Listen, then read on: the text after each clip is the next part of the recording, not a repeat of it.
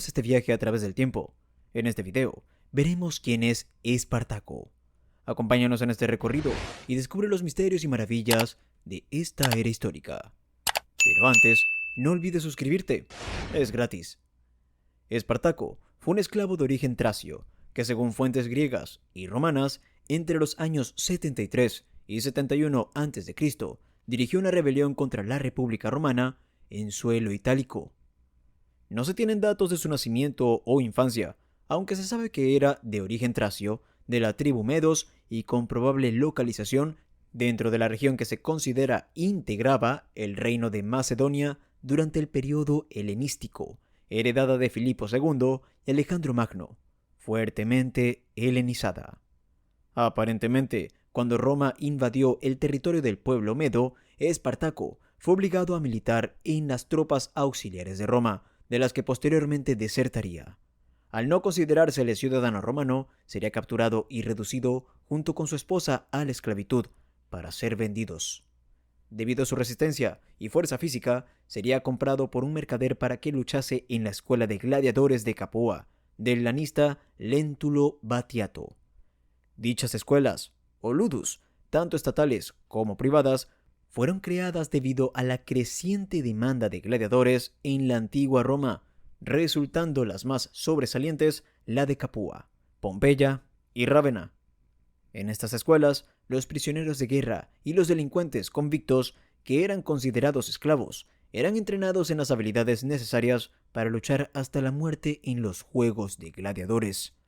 Los elementos de entrenamiento del ludus eran armas de madera con sobrepeso que contribuían a fortalecer los músculos y se batían contra una estaca fijada en el suelo. Dirigidos por un doctore, cada luchador en el ludus se especializaba en un arma distinta, las cuales distinguirían a cada clase de gladiador. En el año 73 a.C., durante su permanencia en el ludus de Batiato, Espartaco ideó y organizó una rebelión a fin de escaparse junto a 200 compañeros. El plan sería tramado junto con los celtas Casto y Cánico y los galos Crixo y Enomao. Armados con utensilios de cocina, serían capaces de eludir a las legiones que intentaban interceptarlos. De los 200 esclavos que iniciaron la rebelión, solo 74 lograrían escapar. Por el camino, asaltarían un convoy que transportaba armas de gladiadores, apoderándose de él. Acto seguido, se refugiarían en el monte Vesubio, donde empezaron a llevar a cabo acciones de sabotaje contra las localidades vecinas. Espartaco establecería un reparto equitativo del botín entre todos sus hombres, lo que le atraería gran número de seguidores, fomentando el engrosamiento de sus fuerzas rebeldes. Al tener conocimiento del motín, los romanos, sin dar gran importancia a este incidente, enviaron desde Capua un pequeño contingente de soldados que fugazmente sería derrotado. Rápidamente, los esclavos sustituyeron sus armas de gladiadores por verdaderas armaduras romanas. Luego de esta primera derrota, los romanos enviaron a una unidad de 3.000 hombres al mando de Cayo Claudio Glabro. Contrariamente a la doctrina militar e infravalorando a los esclavos rebeldes, Glabro estableció su campamento al pie de la montaña, por donde descendía el único camino proveniente de la cima. Al tener conocimiento de este hecho, Espartaco idearía un brillante plan. Sus hombres bajaron por la parte más escarpada del volcán, atados con cuerdas a las cepas de un viñedo silvestre, y cayeron por sorpresa sobre los soldados romanos, causándoles numerosas bajas y obligándolos a darse a la fuga, desordenadamente. En la huida, abandonaron el campamento con provisiones, caballos y armas que rápidamente serían tomadas por los esclavos. Era la primera gran victoria de Espartaco, en la que después sería llamada Batalla del Vesubio. Tras esta batalla, Espartaco y sus compañeros Crixo y Enomao se dedicarían a organizar un ejército regular disciplinado que pudiera enfrentarse con éxito a las poderosas legiones romanas. Se construyeron armas y se organizó la infantería y caballería. Además, con el constante afluir de esclavos de distintas partes del imperio, la legión esclava lograría reunir casi 70.000 hombres. Como los esclavos carecían de entrenamiento militar, las fuerzas de Espartaco mostraron cierta inventiva en su uso de los materiales locales disponibles, que a su vez resultó en la aplicación de tácticas ingeniosas y poco ortodoxas cuando se enfrentaban a los disciplinados ejércitos romanos. Los esclavos rebeldes pasarían el invierno del año 73 a.C. armando a sus nuevos reclutas y expandiendo su radio de sabotajes. El plan de Espartaco consistía en reunir el mayor número posible de rebeldes y salir de Italia cruzando los Alpes. Esta era la única posibilidad de obtener la libertad para la mayoría de ellos, puesto que, una vez fuera de Italia, muchos rebeldes podrían escapar a territorios que aún no habían sido conquistados por Roma. Roma, herida en su orgullo, envió 2 legiones atraídas de la frontera septentrional de Italia, al mando del pretor Varinio. Este trató de cercar a Espartaco con una maniobra en tenaza, para lo que dividió sus fuerzas en 3 columnas.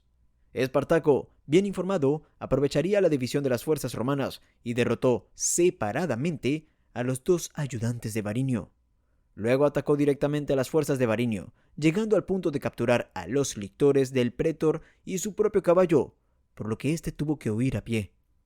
Como resultado, el movimiento de los rebeldes se extendió a todo el sur de Italia, y muchas ciudades serían tomadas y saqueadas por los esclavos.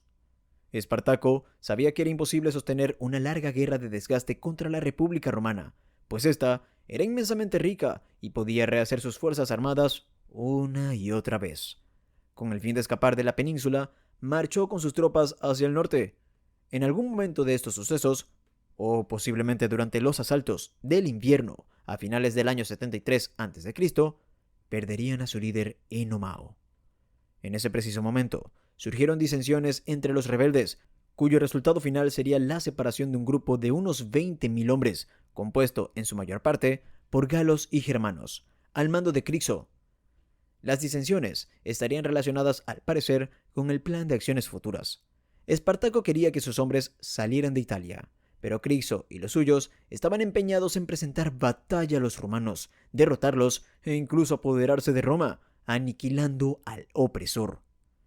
Crixo y su ejército se fueron hacia el sur para citar Roma, pero el ayudante de Helio, el propetor Arrio, los interceptó, atacando a un grupo de unos 30.000 esclavos. Cerca del monte Gargano, mataría, con solo una legión, a 2/3 de los rebeldes, incluyendo a Crixo. Según cuentan los historiadores, los esclavos terminaron por rechazar el ataque de la legión y tras la victoria, los supervivientes se embriagaron bebiendo vino para celebrarlo. Cuando los romanos volvieron, los encontraron ebrios, y no fue difícil terminar de masacrarlos. Pese a la separación de las fuerzas de Crixo, esto no debilitó al ejército esclavo, y sus tropas continuaron fortaleciéndose. En este punto, el ejército de Espartaco llegó a reunir unos 120.000 hombres en total. A consecuencia de las constantes derrotas de sus legiones, el gobierno romano se apercibiría de la gravedad del peligro que suponían y envió, en el año 72 a.C., a los ejércitos de los cónsules Léntulo y Helio. Arrio también se uniría a ellos. Con maniobras brillantes en los pasos de los montes Apeninos, Espartaco infligiría una serie de derrotas a Léntulo, Helio y Arrio, evitando las emboscadas que le tendieron los romanos y continuando el avance hacia el norte. El ejército esclavo se enfrentó a la legión de Léntulo, la derrotó, se dio la vuelta y destruyó el ejército de Helio, forzando a las legiones romanas a retirarse desbaratadas. Ese día, Espartaco ejecutaría a unos 300 soldados romanos capturados para vengar la muerte de Crixo, forzándoles a luchar entre ellos hasta la muerte, como si fueran gladiadores. En Roma, se desesperaban al ver que sus legiones establecidas en Italia no eran suficientes para vencer a los rebeldes. Sin embargo, hicieron un último intento para evitar que los esclavos salieran de la península. Si te está gustando el video, no olvides darle like. El gobernador de la provincia de la Galia Cisalpina, el cónsul Cayo Casio Longino, reunió todas las fuerzas disponibles y aguardó la llegada de Espartaco al Valle de Po, en la ciudad de Módena. Espartaco aceptó la batalla propuesta por el cónsul y lo derrotó, tras lo cual ya podía cumplir su plan de cruzar los Alpes. Pero en vez de eso, regresó hacia el sur. En ese momento, los rebeldes estaban tan entusiasmados por su rosario de victorias que no se podía ni hablar de escaparse de Italia. Deseaban culminar su venganza tomando Roma, y Espartaco se vio obligado a someterse para no perder completamente el control de su indisciplinado ejército. Sabiendo que no podrían ocupar la ciudad dadas sus poderosas fortificaciones, el ejército de esclavos adoptó una postura pasiva. Los romanos, por su parte, habían confiado el mando supremo del ejército al pretor Marco Licinio Craso, adjudicándole las 10 legiones disponibles, aunque no eran las mejores, pues los soldados estaban desmoralizados por las inauditas victorias de Espartaco. Craso ordenaría asumir una posición defensiva mientras elaboraba una estrategia para derrotar a los rebeldes, que consistía en encerrarlos en la montaña región del Piceno hasta que llegaran más refuerzos. La batalla se libraría en la región de Samnio. Un ayudante de Craso, Mumio, que tenía órdenes de dirigirse a una posición más avanzada de la que ocupaban los rebeldes, con el fin de rodearlos, optó más bien por atacarlos directamente, siendo derrotado. Durante esta batalla, muchos legionarios arrojaron sus armas y huyeron. Luego de la victoria, Espartaco siguió su marcha hacia el sur. Tras esta derrota, Craso decidió tomar medidas severas para restablecer la disciplina entre sus tropas.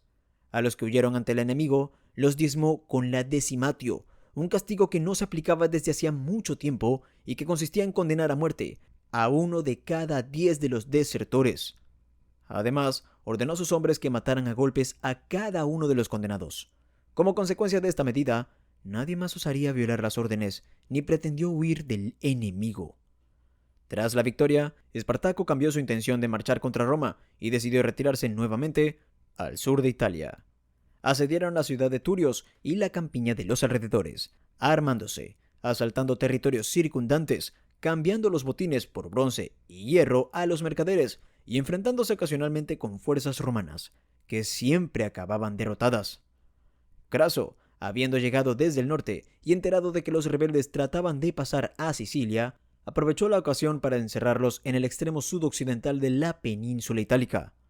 Con este fin, construyó de mar a mar una línea fortificada de unos 65 kilómetros, compuesta de un profundo foso y vallas de 4,5 metros de altura. Espartaco recurriría a una astuta táctica utilizada por Aníbal contra los romanos más de 100 años antes. Durante una noche reunió todo el ganado que pudo, puso antorchas en sus cuernos y los arrojó hacia la valla. Los romanos se concentraron en el punto donde se dirigían las antorchas, pero pronto descubrieron, para su sorpresa, que no eran hombres, sino reses. Los rebeldes, al igual que hiciera el ejército de Aníbal, cruzaron la valla por otro sector sin ser molestados y regresaron a Lucania, en el Golfo de Tarento. Espartaco y su ejército llegaron al mar Tirreno, en la zona de Calabria. Aquí entraría en contacto con los piratas de Sicilia, quienes prometieron darle una flota para transportar las tropas rebeldes a Sicilia, con el fin de hacer de la isla un bastión rebelde inexpugnable. El Senado había perdido la fe en Craso al ver que no podía vencer a los esclavos.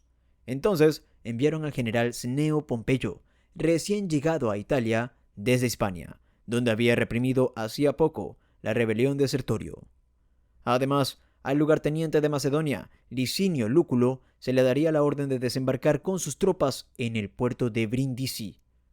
La idea del Senado era acercar a los esclavos desde 3 frentes: noroeste, Pompeyo; suroeste, Craso; y este, Lúculo. En total, los romanos sumarían unas 20 legiones, alrededor de 120.000 hombres, de las cuales sobresalían las de Pompeyo, que regresaban de una campaña victoriosa en Hispania. Espartaco intentaría negociar con Craso para poder dar fin al conflicto antes de que llegaran los refuerzos romanos. Pero cuando Craso se negó, una parte de las fuerzas de Espartaco rompieron el confinamiento y huyeron hacia las montañas. Perseguidas por las legiones de Craso, estas conseguirían alcanzar a la parte de los rebeldes separada del ejército principal, matando a más de 12.000 de ellos. Espartaco se acercaría al sur, a Brindisi, posiblemente con la idea de cruzar el mar Adriático y desembarcar en Grecia o Iliria. Pero al acercarse a la ciudad, sus espías le informaron de que Lúculo ya se encontraba en ella. Solo entonces retrocedió para enfrentarse a Craso y Pompeyo. En el año 71 a.C. se libró en Apulia la última batalla, llamada por algunos historiadores la Batalla del río Silario. Sitiados en el sur de la península y cercados por los ejércitos romanos, los rebeldes estaban dispuestos a vender cara a su derrota y jamás volver a servir a los romanos. Aún a pesar de los esfuerzos, no pudieron resistir a la superioridad de las legiones romanas. Al finalizar la batalla, de los 80.000 rebeldes, 60.000 perecerían. En cambio, los romanos solo perdieron 1000 hombres. Es conocido que, aunque fue buscado, no se pudo localizar el cuerpo de Espartaco. Los restos de las tropas rebeldes, aproximadamente 20.000 hombres, se dispersaron. Tras esta batalla, se sabe que Pompeyo lograría destruir una tropa de 5.000 hombres que se dirigía hacia el norte tratando de salir de Italia por los Alpes, como era la intención inicial de Espartaco.